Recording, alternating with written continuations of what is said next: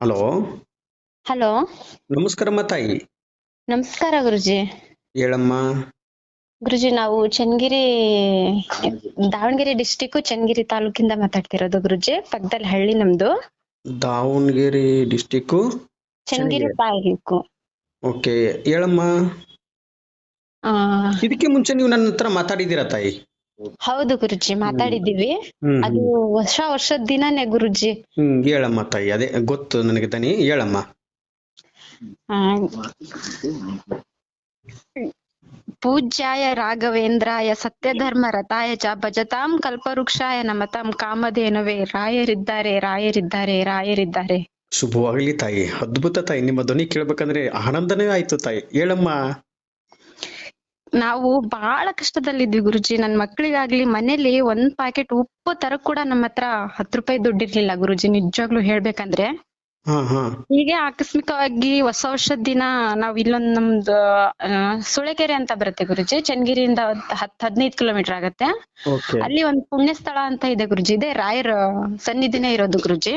ಹಾ.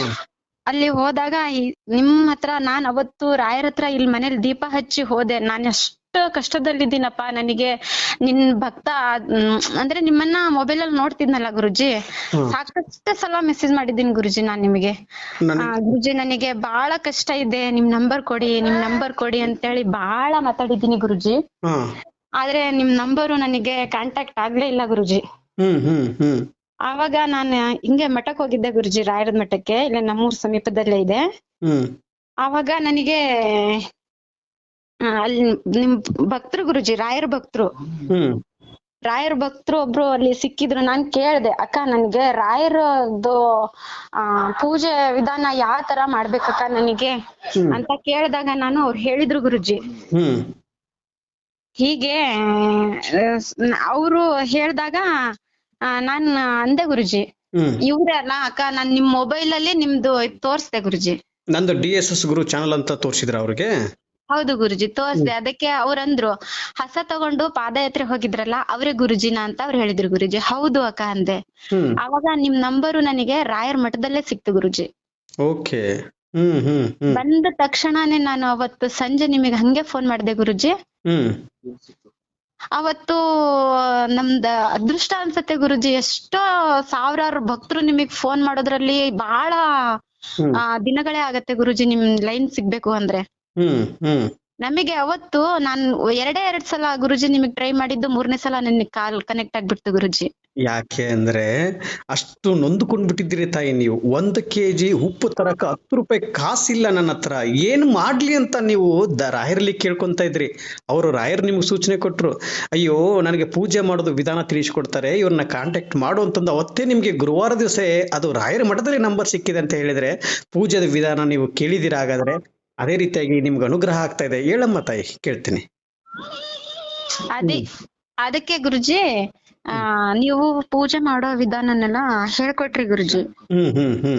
ಹೇಳ್ಕೊಟ್ಟಾಗ ನಾನು ಪೂಜೆ ಮಾಡೋದ್ ಸ್ಟಾರ್ಟ್ ಮಾಡಿದೆ ಗುರುಜಿ. ಫಸ್ಟಿನ ವಾರಾನೇ ಸ್ಟಾರ್ಟ್ ಮಾಡಿದೆ ಗುರುಜಿ. ಇನ್ನೇನ್ ಮೂರೇ ದಿನ ಆಯ್ತು ಗುರುಜಿ ಫೈನಾನ್ಸ್ ಅವರು ದುಡ್ಡು ಕಟ್ಟಕ್ಕೆ. ಪೂಜೆ ಮಾಡಿ 2 ದಿನ ಗುರುಜಿ ನನಗ್ ದುಡ್ಡಾಯ್ತು.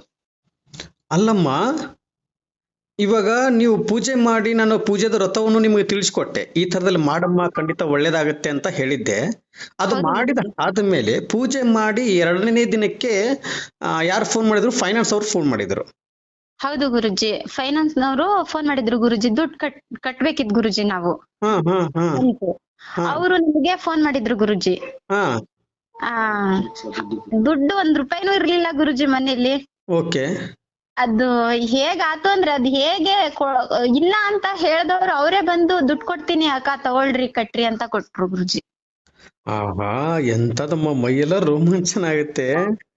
ನಿಜವಾಗ್ಲು 2ನೇ ದಿನಕ್ಕೆ ನೀವು ಅದನ್ನ ಕೇಳಿ ಪೂಜೆ ಮಾಡಿದ್ದಕ್ಕೆ ಅಂದ್ರೆ, ಇಲ್ಲಮ್ಮ ನೀನು ನೊಂದು ಬೆಂದು ಗುರುಜಿ, ಫಸ್ಟಿನ ವಾರನೇ ಫಸ್ಟ್ ವಾರದಲ್ಲಿ ಅನುಗ್ರಹ ಆಗಿದೆ ಅಲ್ವಾ ತಾಯಿ ನಿಮ್ಗೆ? ಅಂದ್ರೆ ಕರ್ಮಗಳು ಬೇಗ ಮುಕ್ತಿ ಆಯ್ತು ನಿಮ್ಗೆ. ಏನ್ ಪಾಪ ಕರ್ಮಗಳು ಇತ್ತಲ್ಲ ತಾಯಿ, ಅದ ಕರ್ಮಗಳೆಲ್ಲ ಮುಕ್ತಿಯಾಗಿ ಫೋನ್ ನಂಬರ್ ಸಿಕ್ಕು ಮಾತಾಡಿ ಪೂಜೆದ ಬಗ್ಗೆ ವಿಧಾನ ತಿಳ್ಕೊಂಡು ಪೂಜೆ ಮಾಡಿ ರಾಯರಿಗೆ ನೀವು ದೀಪವನ್ನು ಹಚ್ಚಿದಿರಲ್ಲ, ನಿಮ್ಮ ಕಷ್ಟಗಳನ್ನೆಲ್ಲ ರಾಯರ ಹತ್ರ ಹೇಳ್ಕೊಂಡ್ರಲ್ವಾ, ಅದೇ ಮುಖಾಂತರದಲ್ಲಿ ಬೇರೆಯವರಿಗೆ ಅನುಗ್ರಹ ಮಾಡಿ ನಿಮ್ಗೆ ದುಡ್ಡು ಬರೋಂಗ್ ಮಾಡ್ಕೊಟ್ಟಿದ್ದಾರೆ ತಾಯಿ ರಾಯರು. ಹೌದು ಗುರುಜಿ. ಹೇಳಮ್ಮ ಹೇಳಮ್ಮ.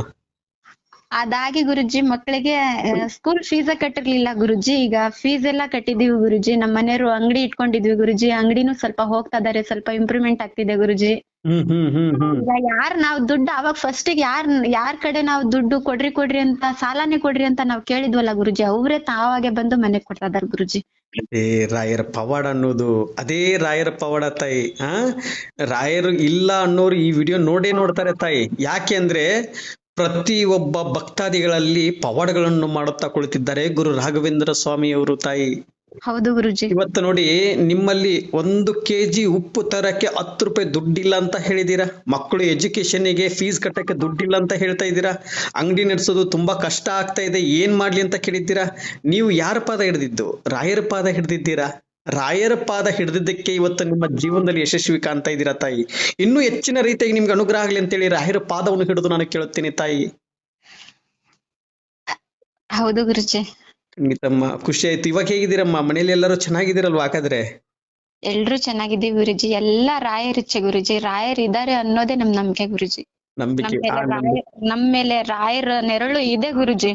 ಇದೆ ಅಮ್ಮ. ನಂಬಿದವ್ರನ್ನ, ರಾಯರ್ನ ನಂಬಿ ಒಂದ್ ಹೆಜ್ಜೆ ಮುಂದೆ ಹಾಕಿರ್ತಾರಲ್ಲ, ಅವ್ರ ಬದುಕು ಎಷ್ಟು ಬೇಗ ಕಷ್ಟಗಳಿಗೆ ಮುಕ್ತಿ ಮಾಡಿ ಅನುಗ್ರಹ ಮಾಡ್ತಾರಂದ್ರೆ ಬೇಗ ಅದು. ಯಾಕಂದ್ರೆ ಈಗ ಕತ್ಲಾದಂತ ಸಂದರ್ಭದಲ್ಲಿ ಬೆಳಕು ಎಷ್ಟು ಬೇಗ ಆಗ್ಬಿಡತ್ತೆ, ಅಷ್ಟೊಂದು ಜೀವನದಲ್ಲಿ ಪವಾಡಗಳನ್ನು ಮಾಡ್ಬಿಡ್ತಾರೆ ಗುರು ರಾಘವೇಂದ್ರ ಸ್ವಾಮಿ ಅವರು. ರಾಯರದ್ದು ದೀಪ ಹಚ್ಚಿದಾಗ ಗುರುಜಿ, ರಾಯರ್ಗೆ ತುಳಸಿ ದಳ ಇಟ್ಟಾಗ ಗುರುಜಿ, ಅದ್ ಯಾವ ತರ ಅಪ್ಪಣೆ ಕೊಡತ್ತೆ ಅಂದ್ರೆ ಗುರುಜಿ, ನಿಜವಾಗ್ಲು 2 ಕಣ್ಣಿಂದಾನು ನಂಬಕ್ ಆಗಲ್ಲ ಗುರುಜಿ, ಆ ತರ ಪ್ರಸಾದ ಬೀಳತ್ ಗುರುಜಿ.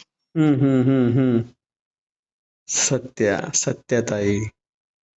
ಖಂಡಿತ ತುಂಬಾ ಖುಷಿ ಆಯ್ತು. ಇದೇ ರೀತಿಯಾಗಿ ನೀವು ರಾಯರಿಗೆ ಒಳ್ಳೇದಾಗಿದೆ ಅಂತಂದು ಬಿಡಕ್ ಹೋಗ್ಬಾರ್ದು. ರಾಯರಿಗೆ ಪೂಜೆ ಮಾಡ್ತಾ ಇರಿ, ಇನ್ನೂ ಹೆಚ್ಚಿನ ರೀತಿಯಾಗಿ ನಿಮ್ಗೆ ಅನುಗ್ರಹ ಮಾಡ್ತಾರೆ. ರಾಯರ್ದು ನಮ್ ಉಸಿರು ಕೊನೆ ಯಾವಾಗ ದೇವ್ರ ಪಾದಕ್ ಸೇರತ್ತಲ್ಲ ಗುರುಜಿ, ಅಲ್ಲಿವರೆಗೂ ನಾವ್ ರಾಯರ್ದು ಭಕ್ತರಾಗಿನೇ ಸೇವೆ ಮಾಡ್ಕೊಂತಾನೆ ಬರ್ತೀವಿ ಗುರುಜಿ. ಅಷ್ಟೇ ಸಾಕು. ರಾಯರಿಗೆ ಅದೇ ಖುಷಿ ಆಗತ್ತೆ. ಭಕ್ತಿಯಿಂದ ನೀನು ನನ್ನ ಸನ್ನಿಧಾನಕ್ಕೆ ನನ್ನ ಹತ್ತಿರ ಬಾಕಂದ ಪ್ರೀತಿಯಿಂದ ನೀನು ಕೇಳಿದ್ದೆಲ್ಲ ನಾನು ಕೊಡುತ್ತೇನೆ ಅಂತ ಹೇಳಿದ್ದಾರೆ ಗುರು ರಾಘವೇಂದ್ರ ಸ್ವಾಮಿ ಅವರು. ನಾವು ಮಂತ್ರಾಲಯಕ್ಕೆ ಹೋಗ್ಬೇಕು ಅಂತ ಬಹಳ ಇದ್ ಮಾಡಿದ್ವಿ ಗುರುಜಿ. ನಾವು ಹೋಗ್ದಂಗಿದ್ರು ನಮಗೆ ಮಂತ್ರಾಲಯದಿಂದನೇ ರಾಯರದು ಪ್ರಸಾದ ಎಲ್ಲ ಬಂದಿದೆ ಗುರುಜಿ ನಮ್ಮ ಮನೆಗೆ. ಅದೇ ಅಮ್ಮ, ರಾಯರ ಪವಾಡ ಅದೇ ಅನ್ನೋದು. ನೀನು ಕಷ್ಟದಲ್ಲಿ ನಿಮ್ ಜೊತೆ ಮಾತಾಡಿ ಮಾರನೇ ದಿನನೇ ಗುರುಜಿ, ಜನವರಿ 2ಕ್ಕೆ ಗುರುಜಿ ಬಂದಿದ್ ನಮಗೆ ಪ್ರಸಾದ. ನೋಡಿ, ಅವತ್ತು ನನಗ್ ಜನವರಿ ಟೈಮಲ್ಲಿ ನನ್ನ ಹತ್ರ ಮಾತಾಡಿದ್ದೀರಾ, ರಾಯರ ಮಠಕ್ಕೆ ಹೋಗಿದ್ದೀರಾ. ಜನವರಿ 2ನೇ ತಾರೀಕಿಗೆ ನಿಮಗೆ ಮಂತ್ರಾಲಯದಿಂದ ಬಂದಿದೆ ಅಂದ್ರೆ ಇದೆಲ್ಲ ರಾಯರ ಕೃಪೆ, ರಾಯರ ಮಹಿಮೆ, ರಾಯರ ಪವಾಡ. ನಮ್ ತಾಯಿಯವ್ರಿಗೆ ಕರ್ಕೊಂಡೋಗಿದ್ರು ಗುರುಜಿ ಬೇರೆಯವರು. ಅಮ್ಮ ಅಲ್ಲಿದ್ರಲ್ಲ, ಅಲ್ಲಿಂದ ಮಂತ್ರಾಕ್ಷಿ ಬೀಜ, ಆಮೇಲೆ ರಾಯರ್ ಪ್ರಸಾದ ಎಲ್ಲಾ ನಮ್ ಮನೆಗ್ ಬಂತ ಗುರುಜಿ. ಶುಭವಾಗ್ಲಿ ಅಮ್ಮ, ಶುಭವಾಗ್ಲಿ, ಒಳ್ಳೇದಾಗ್ಲಿ. ಪೂಜೆ ಮಾಡ್ತಾರೆ ಯಜಮಾನ್ರಮ್ಮ? ಇದ್ದಾರೆ ಗುರುಜಿ. ಕೊಡಮ್ಮ ಮಾತಾಡ್ತೀನಿ, ಗುರುಜಿ ಕೊಡಮ್ಮ ಮಾತಾಡ್ತೀನಿ. ನಮಸ್ತೆ ಗುರುಜಿ. ನಮಸ್ಕಾರ ಸ್ವಾಮಿ, ಹೇಗಿದ್ದೀರಾ? ಅದ್ಭುತವಾಗಿ ಪವಾಡಗಳನ್ನು ಮಾಡಿದ್ದಾರೆ ರಾಯರು ನಿಮ್ಗೆ. ತುಂಬಾ ಚೆನ್ನಾಗ್ ಮಾಡಿದ್ದಾರೆ ಗುರುಜಿ. ಏನ್ ಮಾಡ್ತೀರಿ, ಏನ್ ಹೇಳ್ತೀರಾ ರಾಯರ ಹೆಸರಲ್ಲಿ? ಇವಾಗ ರಾಯರ ಬಗ್ಗೆ ಅವ್ರ ಹೆಸರು ಹೇಳೋಂಥದ್ದು ಮತ್ತೆ ಅವ್ರ ಬಗ್ಗೆ ಹೇಳ್ಕೊಳ್ಳೋಂಥದ್ದು ಏನಿಲ್ಲ ಗುರುಜಿ. ನಮ್ ಜೀವನ ಒಂಥರ ಅರ್ಧಕ್ಕೆ ಸಾರ್ಥಕವಾಗಿ ನಿಶ್ಚಿಂತೆಯಿಂದ ಇಡ್ಲಿ ಒಂದ್ ಸ್ವಲ್ಪ ನೆಮ್ಮದಿ ಕೊಟ್ಟಿದ್ದಾರೆ ಗುರುಜಿ. ಇನ್ನೂ ಹೆಚ್ಚಿನ ರೀತಿಗೆ ಅನುಗ್ರಹ ಮಾಡ್ತಾರೆ. ನೀವು ಮನುಷ್ಯರ ಪಾದ ಹಿಡಿಬೇಡಿ. ನಾನು ಪ್ರತಿ ಒಂದು ವಿಡಿಯೋದಲ್ಲಿ ಇದನ್ನೇ ಹೇಳ್ತೀನಿ, ಮನುಷ್ಯರು ಇರುವವರೆಗೂ ನಿಮ್ಮ ಹತ್ರ ದುಡ್ಡಿದೆನಾ ಚೆನ್ನಾಗಿರ್ತಾರೆ, ದುಡ್ಡು ನಿಮ್ಮ ಹತ್ರ ಇಲ್ವಾ ನಿಮ್ನ ಕೀಳಾಗಿ ನೋಡ್ತಾರೆ. ದುಡ್ಡಿದ್ದನ್ನೇ ಮರ್ಯಾದೆ ಅಂತಾರೆ. ಯಾರೇ ಆಗ್ಲಿ, ಇವತ್ತಿನ ಸಂಬಂಧಿಕರಾಗ್ಲಿ ಸ್ನೇಹಿತರಾಗ್ಲಿ ಇದ್ದಾರೆ, ಎಷ್ಟು ಕಷ್ಟೇ ಇರ್ತಾರೆ ಹೊರ್ತು. ಆದ್ರೆ ರಾಯರು ಹಂಗಲ್ಲ ಸ್ವಾಮಿ. ರಾಯರ್ದು ಹೆಂಗಂದ್ರೆ ದುಡ್ಡಿದ್ರೂ ನಿನ್ನನ್ನು ಸ್ವೀಕರಿಸ್ಕೊಂತಾರೆ, ದುಡ್ಡಿಲ್ಲ ಅಂದ್ರೂ ನಿಮ್ಮನ್ನು ಸ್ವೀಕರಿಸ್ಕೊಂತಾರೆ. ಕಂದ, ನೀನು ನನ್ನ ಮಗ. ಈಗ ನಮ್ಮ ಮನೆಯಲ್ಲಿ ನಮ್ಮ ತಂದೆ ತಾಯಿಂದರು ಎಷ್ಟು ನಮ್ಮನ್ನ ಪ್ರೀತಿಯಿಂದ ನೋಡ್ತಾರಲ್ವ. ದುಡ್ಡಿದ್ದಾಗ ಇಲ್ಲ ಕಂದ, ಅವರು ಒಂದು ಹೊತ್ತು ಊಟ ಅವ್ರಿಗೆ ಇಲ್ಲ ಅಂತ ಹೇಳಿದ್ರು ಮಕ್ಕಳು ಹೊಟ್ಟೆನು ತುಂಬಿಸ್ತಾರೆ ತಂದೆ ತಾಯಿಂದಿರು. ಅವ್ರು ಹಸುವಿನಿಂದ ಮಲಗ್ತಾರೆ, ಆದ್ರೆ ನನ್ನ ಮಗ ಹಸುವಿನಿಂದ ಮಲಗಬಾರ್ದು ಅಂತ ಹೇಳಿ ಒಂದು ಹಾಲು ಏನೋ ಒಂದು ಮನೇಲಿ ಇದ್ದದ್ದು ಕೊಡ್ತಾರೆ ತಂದೆ ತಾಯಿಂದಿರು. ಅದೇ ಜಾಗದಲ್ಲಿ ಅದಕ್ಕಿಂತ ಹೆಚ್ಚಿನ ರೀತಿಯಾಗಿ ಗುರು ರಾಘವೇಂದ್ರ ಸ್ವಾಮಿ ಅವರು, ನೀವು ನನ್ನ ಮಕ್ಕಳು ಅಂತ ಕರೆದ ಮೇಲೆ ನೀವು ಯಾವತ್ತೂ ಹಸುವಿನಿಂದ ಇರಬಾರ್ದು ಅಂತ ಹೇಳಿ ಪ್ರತಿ ದಿನನೂ ರಾಯರು ಬೃಂದಾವನದಲ್ಲಿ ಕುಳಿತುಕೊಂಡು ಆ ದಿವ್ಯ ಜ್ಯೋತಿ ಅನ್ನೋದು ಹೊರಗಡೆ ಬರ್ತಲ್ಲ, ಅದೇ ಗುರು ರಾಘವೇಂದ್ರ ಸ್ವಾಮಿಯವರು. ರಾಯರು ದಿವ್ಯ ಜ್ಯೋತಿ ಮುಖಾಂತರದಲ್ಲಿ ಎಲ್ಲರನ್ನೂ ನೋಡುತ್ತಾ ಕುಳಿತಿದ್ದಾರೆ ಗುರು ರಾಘವೇಂದ್ರ ಸ್ವಾಮಿಯವರು ಬೃಂದಾವನದಲ್ಲಿ. ಹೌದು ಗುರುಜಿ, ನಿಜ ಗುರುಜಿ. ಅದು ಅದಕ್ಕೆ ಇದಕ್ಕೆ ನಮ್ಗೆ ನನ್ನ ಮಕ್ಕಳಿಗೆ ಯಾರಿಗೂ ಕಷ್ಟ ಬರಬಾರ್ದು, ನನ್ನನ್ನು ನಂಬ್ಕೊಂಡು ಬಂದಂತ ಭಕ್ತಾದಿಗಳಿಗೆ ಯಾರಿಗೂ ಕಷ್ಟ ಬರಬಾರ್ದು. ಯಾರು ನನ್ನನ್ನು ಭಕ್ತಿಯಿಂದ ಪೂಜೆ ಮಾಡ್ತಾರೋ ಅವ್ರೆಲ್ಲರಿಗೂ ಅನುಗ್ರಹ ಮಾಡ್ತಾರೆ. ಯಾರು ನನ್ನನ್ನು ಪೂಜೆ ಮಾಡಲು ಅವ್ರನ್ನು ಕೂಡ ತಿದ್ದಿ ನೀನು ನನ್ನ ಸನ್ನಿಧಾನಕ್ಕೆ ಬಾ, ನಿನಗೆ ಏನು ಬೇಕು ಹೇಳು ಎಲ್ಲ ಕೊಡುತ್ತೀನಿ, ಭಕ್ತಿಯಿಂದ ನನ್ನನ್ನು ಪೂಜೆ ಮಾಡು, ನಿನ್ನಲ್ಲಿರ್ತಕ್ಕಂಥ ಆಸ್ತಿ ನನಗೆ ಬೇಡ, ಅಂತಸ್ತು ನನಗೆ ಬೇಡ, ಅದನ್ನೆಲ್ಲ ನೀನೇ ಇಟ್ಕೋ, ಭಕ್ತಿ ಒಂದು ಮಾತ್ರ ನನಗೆ ಕೊಡು ಅಂತ ಹೇಳ್ತಾರೆ ಗುರು ರಾಘವೇಂದ್ರ ಸ್ವಾಮಿ ಅವರು. ಹೌದು ಗುರುಜಿ, ನಿಜ ಗುರುಜಿ. ಭಕ್ತಿಯಿಂದ ನೀನು ನನಗೆ ಪೂಜಿಸು, ನೀನು ಕೇಳಿದ್ದೆಲ್ಲ ನಾನು ಕೊಡುತ್ತೀನಿ ಅಂತ ಹೇಳ್ತಾರೆ ರಾಯರು. ನಿಜ ಗುರು. ಅದಕ್ಕೆ ಇದೇ ರೀತಿಯಾಗಿ ಹೆಚ್ಚಿನ ರೀತಿಯಾಗಿ ನಿಮ್ಮ ಮಕ್ಕಳಿಗೆ ವಿದ್ಯಾಭ್ಯಾಸ ಕೊಟ್ಟು ಒಂದು ಒಳ್ಳೆ ಎತ್ತರ ಮಟ್ಟಿಗೆ ಬೆಳಿಲಿ ಅಂತ ಹೇಳಿ ರಾಯರ ಪಾದವನ್ನು ಹಿಡಿದು ನಾನು ಕೇಳುತ್ತೇನೆ. ಖಂಡಿತ ಒಳ್ಳೇದಾಗ್ಲಿ, ಇನ್ನೂ ಹೆಚ್ಚಿನ ರೀತಿಗೆ ಒಳ್ಳೇದಾಗುತ್ತೆ. ಪೂಜೆ ಮಾಡೋದು ಮಾತ್ರ ಬಿಡಬಾರ್ದು ಸ್ವಾಮಿ. ನಾನು ಹೇಳ್ಕೊಟ್ಟಂತ ಪೂಜೆಯನ್ನು ನೀವು ಹಂಗೆ ಆ ರಥವನ್ನು ಮಾಡ್ತಾ ಇರ್ರಿ, ಇನ್ನೂ ಹೆಚ್ಚಿನ ರೀತಿ ನಿಮ್ಗೆ ಒಳ್ಳೇದಾಗುತ್ತೆ ಸ್ವಾಮಿ. ಇಲ್ಲ ಇವತ್ತು ಗುರು. 1ನೇ ವಾರದಲ್ಲೇ ನಿಮ್ಗೆ ಅನುಗ್ರಹ ಆಗಿದೆ ಅಂತ ನನಗೆ ಫೋನ್ ಮಾಡಿ ಹೇಳ್ತಾ ಇದ್ದೀರಾ, ಕರೆ ಮುಖಾಂತರ ತಿಳಿಸ್ತಾ ಇದ್ದೀರಾ. ಅದೇ ರೀತಿಗೆ 9 ವಾರ ಮುಗಿದ ಮೇಲೂ ಇನ್ನೂ ಹೆಚ್ಚಿನ ರೀತಿಯಾಗಿ ನನಗೆ ಕರೆ ಮಾಡ್ತೀರಾ, ನೀವು ತಿಳಿಸ್ತೀರಾ. ನೀವು ನನಗೆ ನನ್ನ ಫೋನು ನಿಮ್ಗೆ 1000 ಸಲ ಫೋನ್ ಮಾಡಿದ್ರು ನಾನು ನಿಮ್ಮ ಮೇಲೆ ಬೇಜಾರು ಮಾಡ್ಕೊಳೋದಿಲ್ಲ. ಹೌದು ಗುರುಜಿ. ನೀವೆಷ್ಟು ಸಲ ಆದ್ರೂ ಫೋನ್ ಮಾಡಿ ನನಗೆ, ನಾನು ನಿಜ ಮತ್ತೆ ಗುರು. ರಿಟರ್ನ್ ಬೇರೆಯವ್ರ ಹತ್ರ ಮಾತಾಡುವಂತ ಸಂದರ್ಭದಲ್ಲಿ ನೀವು 1000-2000 ಫೋನ್ ಬಂತು ಅಂದ್ರು ಮತ್ತೆ ರಿಟರ್ನ್ ಕರೆ ಮಾಡಿ ಹೇಳ್ ಸ್ವಾಮಿ ಅಂತ ಕೇಳ್ತೀನಿ. ಯಾಕ್ರಿ ಇಷ್ಟು ಫೋನ್ ಮಾಡ್ತಾ ಇದೀರಾ, ನಾನು ಬೇರೆಯವ್ರ ಹತ್ರ ಮಾತಾಡ್ತಾ ಇದೀನಿ ನಿಮ್ಗೆ ಗೊತ್ತಾಗಲ್ಲ ಅಂತ ಈ ತರದಲ್ಲಿ ಯಾವತ್ತೂ ನಾನು ಮಾತಾಡುವುದಿಲ್ಲ. ಇಲ್ಲ ಗುರುಜಿ, ನಾನು ಎಷ್ಟೋ ಸಲ ಅಬ್ಜೆಕ್ಷನ್ ಮಾಡಿದ್ದೀನಿ ಗುರುಜಿ. ನಾನೇ ಇವಾಗ ಸ್ವತಃ ನಿಮಗೆ ಒಂದ್ ಅರ್ಧ ಗಂಟೆಲಿ ಒಂದ್ 50-55 ಸರಿ ಫೋನ್ ಮಾಡಿದ್ದೀನಿ ಗುರುಜಿ. ನಂದು 2 ನಂಬರ್ ಇದೆ, 2 ನಂಬರ್ ಇಂದ ಟ್ರೈ ಮಾಡಿದ್ದೀನಿ ಗುರುಜಿ. ಆದ್ರೆ ನೀವು ಲಾಸ್ಟ್ ಈ ಟೈಮಲ್ಲಿ ನಮ್ ಕಾಲ್ ಸುಮ್ಮಬಿಟ್ಟು ಹೇಳು ಸ್ವಾಮಿ ಏನ್ ಸಮಸ್ಯೆ ಇದೆ ಅಂತ ಕೇಳಿದ್ರೆ ಅಷ್ಟೇ ಸ್ವಾಮಿ, ಯಾಕೆ ಫೋನ್ ಮಾಡ್ತೀವಿ ಅಂತ ಕೇಳಿಲ್ಲ ಸ್ವಾಮಿ. ಅದೇ ಅದು ನಮಗೊಂತ ಅನುಗ್ರಹ ಅಲ್ಲೇ ಸಿಕ್ಕಂಗಾಯ್ತು ಗುರುಜಿ. ಅನುಗ್ರಹ, ರಾಯರ ಅನುಗ್ರಹ ಏನಿದೆಯಲ್ಲ, ಫೋನಲ್ಲಿ ರೆಸ್ಪಾನ್ಸ್ ಮಾಡಿದ್ದು ಮಾತಾಡಿದೈತಲ್ಲ, ನಮಗೊಂಥರ ನಿರಳ ಆಗತ್ತೆ ಗುರುಜಿ. ಯಾಕಂದ್ರೆ ನೀವು ಮಾತಾಡೋದ್ರಲ್ಲಿ, ಬೇರೆದ್ರಲ್ಲಿ ಮಾತಾಡೋದ್ರಲ್ಲಿ, ನೀವು ಮಾತಾಡೋದ್ರಲ್ಲಿ ನಿಮ್ಗೆ ಒಂಥರ ರಾಯರ್ ಏನೋ ಅಂತ ನಿಮ್ಮಲ್ಲೇ ನಮಗೆ ತೋರಿಸ್ತೈತೆ ಏನೋ ಅನ್ನೋ ಭಕ್ತಿ ಇದೆ ಗುರುಜಿ. ಅಷ್ಟು ಸಂತೋಷ ಆಗತ್ತೆ ಗುರುಜಿ ಮಾತಾಡ್ಲಿಕ್ಕೆ ನಿಮ್ಮ ಹತ್ರ. ಇಲ್ಲ ಸ್ವಾಮಿ, ನಾವು ಇಲ್ಲಿ ಗೊಂಬೆ ಆಟ ಆಡಿಸ್ತಾ ಇದ್ರೆ ನಾವು ಗೊಂಬೆ ಇಲ್ಲೇ. ಆದ್ರೆ ನಿಜವಾಗ್ಲು ಗುರುಗಳು, ನಿಜವಾಗ್ಲು ದೇವರು ಅಂದ್ರೆ ಮಂತ್ರಾಲಯ ಗುರು ರಾಘವೇಂದ್ರ ಸ್ವಾಮಿ ಅವರೇ. ಗುರುಗಳನ್ನು ಹೌದು, ದೇವರು ಹೌದು, ದೇವರನ್ನೇ ಒಲಿಸ್ಕೊಂಡಂತ ಗುರುಗಳು, ಮಹಾನ್ ಗುರುಗಳು ಗುರು ರಾಘವೇಂದ್ರ ಸ್ವಾಮಿ ಅವರು. ನಿಜ ಗುರುಜಿ. ನೀವು ಏನ್ ಕಷ್ಟ ಅಂತ ಹೋದ್ರು ಅದಕ್ಕೆ ಒಂದೇ ಒಂದು ಮೆಡಿಸಿನ್ ಏನಂದ್ರೆ ರಾಯರಿದ್ದಾರೆ, ಅಷ್ಟೇ ಸಾಕು. ಅದೇ ಮೆಡಿಸಿನ್, ರಾಯರಿದ್ದಾರೆ ಅಂತ ಹೇಳ್ಬಿಟ್ರೆ ಸಾಕು, ಅದೇ ನಮಗೆ ಮೆಡಿಸಿನ್, ಎಲ್ಲ ಫುಲ್ ಕ್ಲಿಯರ್. ಅದೇ ಗುರುಜಿ, ನಿಜ ಗುರುಜಿ. ಖಂಡಿತ. ತುಂಬಾ ಖುಷಿ ಆಯ್ತು. ಯಾವ ಊರು ಅಂತ ಹೇಳಿದ್ರು ಸ್ವಾಮಿ, ಇನ್ನೊಂದ್ಸಲ ಹೇಳಿ, ಗೊತ್ತಾಗ್ಲಿಲ್ಲ. ನಮ್ದು ದಾವಣಗೆರೆ ಜಿಲ್ಲೆ ಚನ್ನಗಿರಿ ತಾಲೂಕು ಗುರುಜಿ. ತಾಲೂಕು, ದಾವಣಗೆರೆ ಜಿಲ್ಲೆ. ಇದು ಚನ್ನಗಿರಿ ತಾಲೂಕಲ್ಲಿ ಒಂದು ಹಳ್ಳಿ ಬರುತ್ತೆ. ಆಯ್ತು, ಒಳ್ಳೇದಾಗ್ಲಿ. ಪೂಜೆ ಮಾಡ್ತಾ ಇರಿ ರಾಯರಿಗೆ. ಇನ್ನೂ ಹೆಚ್ಚಿನ ರೀತಿಯಾಗಿ ಅನುಗ್ರಹ ಆದ್ಮೇಲೆ ನನಗೆ ಕರೆ ಮುಖಾಂತರ ತಿಳಿಸ್ತಾ ಇರ್ಬೇಕು ನೀವು. ಖಂಡಿತ ತಿಳಿಸ್ತೇವೆ ಗುರುಜಿ. ಹತ್ತಿರದಲ್ಲಿ ಎಲ್ಲಾದ್ರೂ ರಾಯರ ಮಠ ಇದ್ರೆ ರಾಯರ ಮಠಕ್ಕೆ ಹೋಗಿ ಬನ್ನಿ. ಅದೇ ರೀತಿಯಾಗಿ ಮಂತ್ರಾಲಯಕ್ಕೆ ಹೋಗಿ ಬನ್ನಿ. ಮಂತ್ರಾಲಯಕ್ಕೆ ಹೋಗಿ ಅಲ್ಲಿ ಪುಣ್ಯಕ್ಷೇತ್ರ ಅಂತ ಜಾಗಕ್ಕೆ ಹೋಗಿ ತುಂಗಭದ್ರಾ ನದಿಯಲ್ಲಿ ಆ ನದಿಯಲ್ಲಿ ಸ್ನಾನ ಮಾಡ್ಕೊಂಡು ಪ್ರದಕ್ಷಿಣೆ ಹಾಕಿ ಅಲ್ಲಿ ಪ್ರಸಾದವನ್ನು ಸ್ವೀಕರಿಸ್ಕೊಂಡು ಬಂದ್ಬಿಟ್ರೆ ನಿಮ್ಮ ಮನೆಗೆ ಅನ್ನಪೂರ್ಣೇಶ್ವರಿ ಎಷ್ಟು ಅದ್ಭುತವಾಗಿ ಕೊಡ್ತಾರಂದ್ರೆ ರಾಯರು, ಅಷ್ಟು ಅನುಗ್ರಹ, ನಿಮ್ಮ ಪಾಪ ಕರ್ಮಗಳು ಎಲ್ಲ ಕಳೆದು ಹೋಗ್ಬಿಡುತ್ತೆ. ಅನುಗ್ರಹ ನನಗೆ ಈ ವಾರದಲ್ಲೇ ಕೊಟ್ಟರು ಹೋಗ್ತೇನೆ ಗುರುಜಿ. ಮಂತ್ರಾಲಯಕ್ಕೆ ಈ ವಾರದಲ್ಲಿ ಅನುಗ್ರಹ ಕೊಟ್ರೆ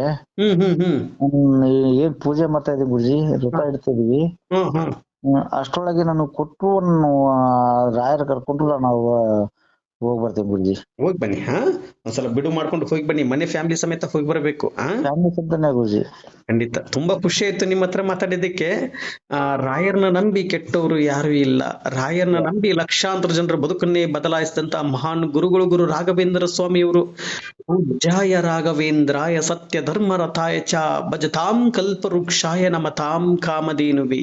ರಾಯರಿದ್ದಾರೆ, ರಾಯರಿದ್ದಾರೆ, ರಾಯರಿದ್ದಾರೆ. ಖಂಡಿತ ಸ್ವಾಮಿ, ಮತ್ತೆ ಬಿಡುವಿದ್ದಾಗ ನಿಮ್ಗೆ ಕರೆ ಮಾಡುತ್ತೇನೆ. ನಮಸ್ತೆ ಗುರುಜಿ.